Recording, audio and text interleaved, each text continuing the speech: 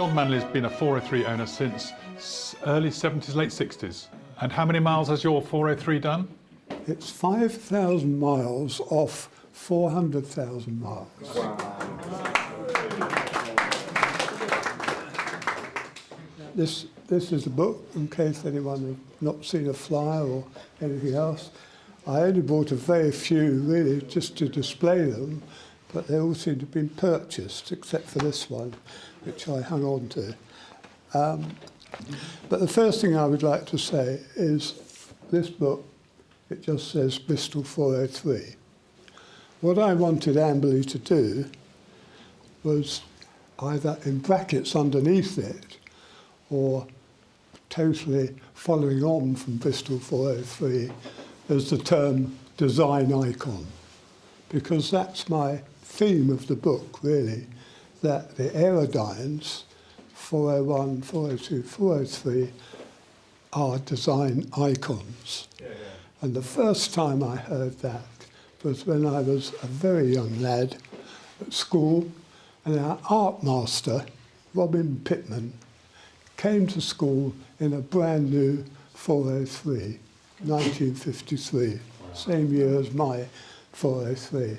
How he managed to do that, because we know what the price of them was in those days. You could buy 3 Jaguars or 2 houses for that price. And he gave 20 boys a design tutorial on this car, and he started off with the term, "This is a design icon." I think some of us didn't even understand what that meant at that time, but by the time, after an hour of design analysis, we knew exactly what he was on about. And I've heard that term so frequently since, through my long life as a Bristol aerodyne owner, and I've always really thought this is something that hasn't been publicised very much. And I suppose one of the best known descriptions of the 403 as a design icon was by Brian Sewell, if you remember him, the art critic for The Independent, who wrote a 4-page article after seeing a 403 against a rough stone wall, which I tried to recreate here, in Italy. And he was so taken by it, he wrote this amazing article, which ended up not just after using design icon several times, but also saying it should be hung in every modern art gallery in the world, which I thought was a great accolade.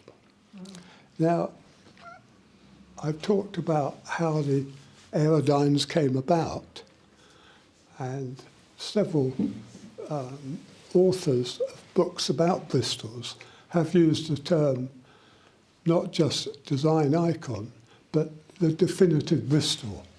Setwright used this, Oxley Sid used it, and many other people have used that term. I think it's also been mentioned by a member who's here today that it's the first real Bristol produced was the aerodyne models. And I fully agree with this. But what I have produced in the book is not just how that came about, but I've also produced a description of what I think is design icon status justification with 10 criteria for what design icons really mean. But it's not just about the aesthetics, it's about quality. And as has been mentioned earlier by Oliver, about the testing that went on at Bristol's, the quality that came out of it, the rejects when you read Setwright's book about things that were rejected because they weren't up to scratch. And I think my example of the crankshaft is a classic comment on the quality, which is an intrinsic part of a design icon. It hasn't just got to look good, it's got to work, it's got to be good. And I think, as Christopher said, I've talked to him about this, is also we've got their lifetime cycle and the sustainability of them, which I suspect we all get criticised for driving these gas guzzlers, these old cars, these polluting cars. But then if you look at the life cycle costs, how many cars would you have had in the lifetime of my car, which is 71 years old this year? So how many cars, what does that mean in terms of sustainability? And I think that's a very good support, that we all should be driving around in classic cars if we're going to save the planet. No doubt about it. I mean, that's much better than electric cars or hydrogen or anything else. And I think that's very usable. But the attention to decal, I think, is something which, if we've ever driven our Bristols in a vigorous way, we all understand. And I think Christopher's comment in one of his earlier books about driving a classic car, particularly a Bristol, is like travelling through the air with winged feet. And I fully agree with that. And I think this is why we've got the Pegasus badge on the 403s and the 401s. So my driving experience has been that I think it's the most successful car I've ever had. And I've had lots of fast cars, interesting cars, rare cars. But there's nothing like driving the Bristol for comfort. And this is something I remember my father saying. If you want comfort, get a long wheelbase car. And that 9'6" wheelbase says it all. And certainly is rather better than some of the other cars I've had as regards comfort. And even handling.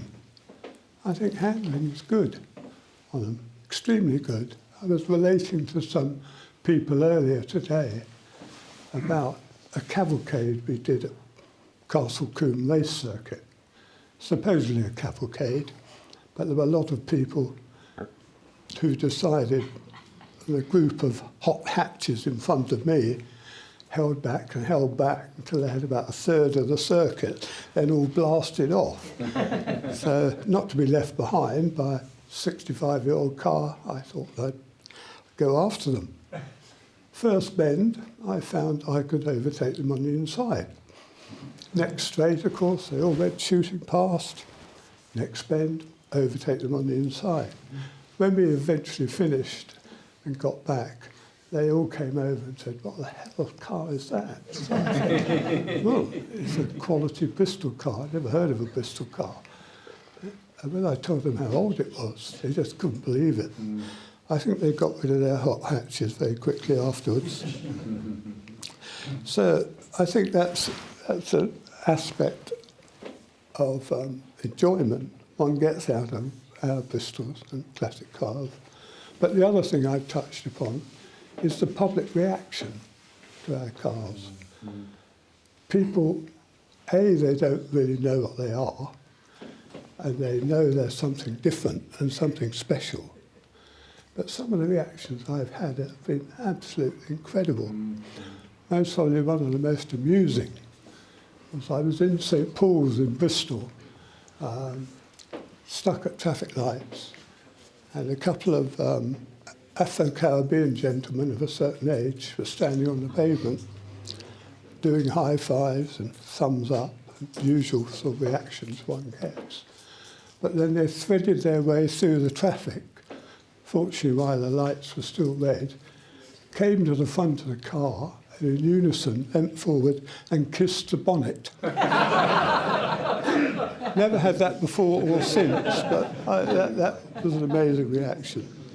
And I think we all get that sort of reaction. And I'm going to be terribly sexist here. Most women react more effusively than men. I think men are trying to restrain their emotions. But women often, when they see the Bristol, besides saying how beautiful it is, and I had a cancer patient, there's a cancer house near where I live, got the car out one day and she came along being pushed in a wheelchair, and she said to her helper, "Stop." And she looked at the car and she said, "This has really made my day. It's such a beautiful car." And I was so pleased about that. And I think that's something we can be proud of, is that these cars give so much pleasure to other people just by their existence. And to add to Christopher's comments, we've got to think about the new generations coming up.